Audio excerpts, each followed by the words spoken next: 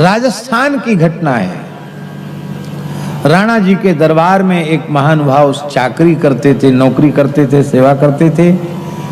4-5 भाई थे। उनमें सबसे छोटे भाई का नाम था कमधुज्जी। क्या नाम था? वो जन्म से ही भगवान के भक्त थे। वो निरंतर नाम जप करते थे, एकदम साधु वृत्ति थी उनकी। और कुछ खाने को मिल गया तो खा लिया, नहीं मिला तो कोई बात नहीं, मांगना जांचना किसी से नहीं, अंतर्मुख रह के राम राम करना। और घर में कुछ न कुछ तो हल्ला गुल्ला होता ही है। वो जंगल में चले जाते, वहीं भजन करते। तो सब भाइयों का तो विवाह हो गया, इनका विवाह भी नहीं हुआ, क्योंकि ब्याह तो उसी का होता है जो कुछ कमाने लायक हो। ये तो किसी काम के नहीं है। तो घर में एक चर्चा चली कि भाई देखो, सब तो कमाते हैं, ये ही नहीं कमाता, खाता तो है, कमाता है नहीं। इसलिए हम बड़े पद पर हैं राणा जी के दरबार में, इसका भी नौकरी में नाम लिखा देते हैं। एक बार हाजिरी दे आएगा दरबार में, जो कुछ तनख्वाह मिलेगी वो घर में काम आएगी। भाइयों ने कहा देखो, तुम्हारा राणा जी के दरबार में नाम लिखा देते हैं और थोड़ी देर के लिए ड्यूटी पे आना पड़ेगा, और तुम्हारी जो तनख्वाह मिलेगी वो हम लोग ले लेंगे, घर में काम आएगी। तुम खाते तो हो, यहाँ रहते हो, खाते हो, ये है संसार। ऐसा हमारे यहाँ साधुओं में हो जाए तो सब काम गड़बड़ हो जाए। हमारे यहाँ ये व्यवस्था नहीं है कि एक व्यक्ति लावे और बाकी सबको कमाना पड़े, ऐसा नहीं है। कमाओ सब, अपना अपना रखो, और व्यवस्था एक को ही जुटानी पड़ेगी। मना नहीं कर सकते कि भाई ऐसा क्यों, संतों की व्यवस्था है। गृहस्थियों में 10 कमाने वाले हैं, और उनमें एक है जो बेचारा कोई कमाई उमाई नहीं करता। तो उन 10 की नजर में वो खटकेगा कि अरे ये कैसे। इधर एक सोफा इधर अलग डलवा दो। श्री सीताराम जी महाराज की। हम लोग बड़े भाग्यशाली हैं। प्रयाग से अरेल वाले महाराज जी कृपा करके पधारे हैं, हम उनको प्रणाम करते हैं। विराज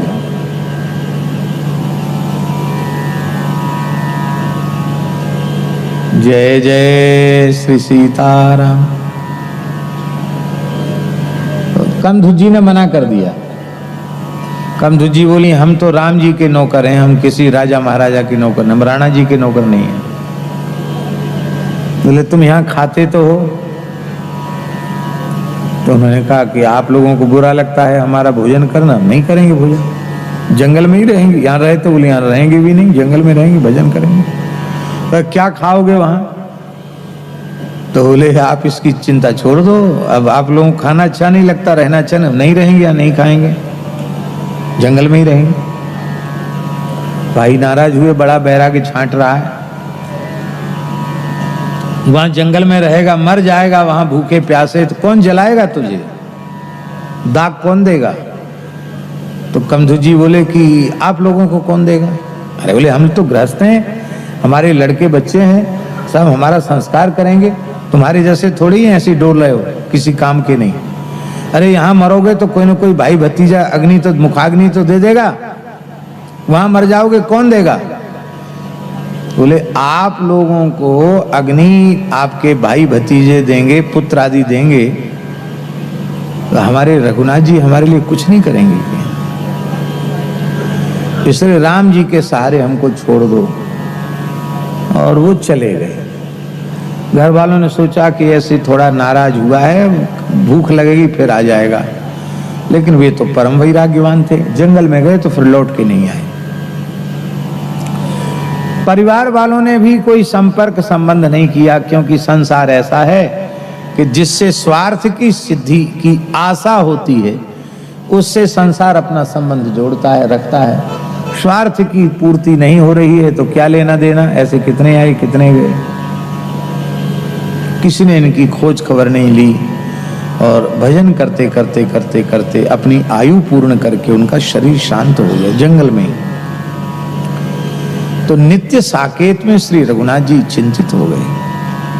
भगवान का मुख कमल थोड़ा मुरझा गया। हनुमान जी चरण दबा रहे थे। हनुमान जी ने कहा, सरकार आपका प्रसन्नता से खिला हुआ मुक्कमल मुरझा कैसे रहा है? भगवान की नेत्र भरा है। बोले, हनुमान जी, अनन्य भाव से मेरा आश्रय लेने वाले मेरे परम नाम जापक संत कमधुज जी का शरीर शांत हो गया है। उन्होंने अपने भाइयों से कहा था कि जब तुम्हें तुम्हारे परिवार के लोग जलाएंगे तो हमारी व्यवस्था हमारे राम जी करेंगे।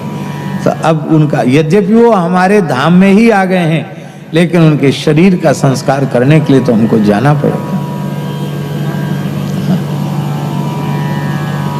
जाना पड़ेगा। हनुमान जी बोले कि सरकार आप भले ही पधारो, आपको कौन मना कर सकता है, लेकिन मेरी भी एक प्रार्थना है। आप परम भक्त गृधराज जटायु का संस्कार अपने हाथ से कर चुके हैं, हमको भी किसी भक्त के संस्कार करने की इच्छा है। आपकी आज्ञा हो तो आप उपस्थित रहें वहां, और मैं अपने हाथ से वैदिक पद्धति से, और हनुमान जी से बड़ा वैराग्य कौन होगा, शास्त्रीय पद्धति से सभी धरती के तीर्थों के जल में उनको स्नान करा के बढ़िया द्वादश तिलक करके बढ़िया से हम संस्कार करें। तो राम जी बोले, भैया हनुमान जी ने कभी कुछ मांगा तो है नहीं, आज मांग। बोले, अच्छा ठीक है, तुम संस्कार करो या हम संस्कार करें, इसमें ज्यादा कोई अंतर नहीं है। तो भगवान की उपस्थिति में हनुमान जी ने संस्कार किया। उनकी चिता के धुआं के लगने से उस जंगल में जितने प्रेत थे सब मुक्त होकर भगवान के धाम को चले गए, उनकी चिता के धुआं से। एक प्रेत कहीं घूमने फिरने गया था, ये लोग भी घूमने फिरने चले जाते हैं कि नहीं? वो घूमने गया था, वो आया, उसने देखा हमारे कुटुंब खानदान के कोई नहीं, यहाँ तो सब गायब है। कहाँ है भैया, सब कहाँ चले गए? एक महात्मा वहां भजन करते थे, बोले अब वो नहीं है सब, वो तो सब भगवान के धाम को चले गए।